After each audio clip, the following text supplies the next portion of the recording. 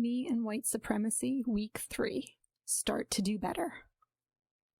This is the third in a series of 4 For Now articles that will focus on my reflections and lessons learned from working through the book and its companion journal, Me and White Supremacy by Layla F. Saad.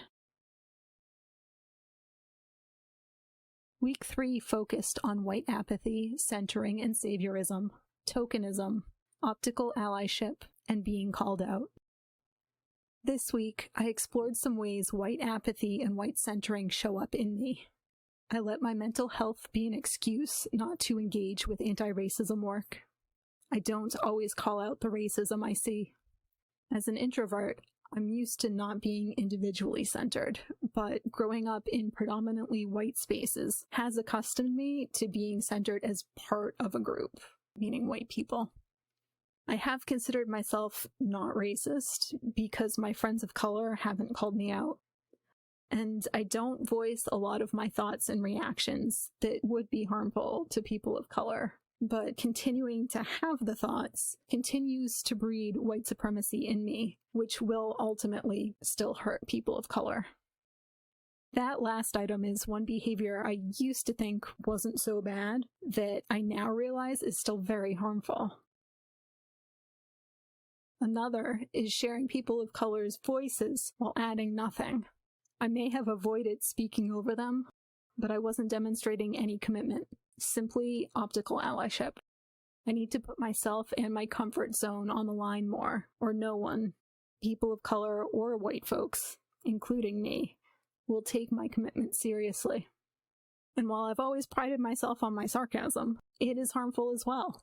While it's clear to me I don't mean what I'm saying, it's not necessarily clear to other folks. Plus, this still expresses white supremacist thoughts, breeding the white supremacy I'm hoping to help eradicate. I believe I'm improving in some areas, like no longer getting so defensive when being called out, individually or generally as a white person, listening to more diverse voices, amplifying more people of color's voices, and calling in more folks on their racism. However, there are still a lot of things I'm not doing or need to put more effort into, such as sharing information, resources, and ways to take action or donate, rather than just mindlessly retweeting, calling folks out when needed and or appropriate, letting go of the unconscious racism, and fighting or not participating in the white supremacist system. My biggest challenge in doing anti-racism work is my fear. I almost said second-guessing myself and my decisions regarding this work, but I realize that stems from my fear. I'm afraid to do the wrong thing. I'm afraid to do the right thing the wrong way. I'm afraid of getting called out. I'm afraid of being unheard. I'm afraid I'll still hurt people no matter what I do. And I fear I won't overcome my fear so I can do the work I need to do. I already knew every action has a consequence, but I'm recognizing more and more that thoughts and inaction can have the same and even worse consequences. What I don't do is just as important as what I do.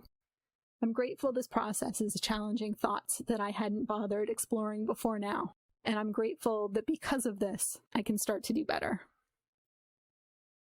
The next blog post will cover week 4, which focuses on my relationships with other folks who have white privilege and what comes after the end of this process.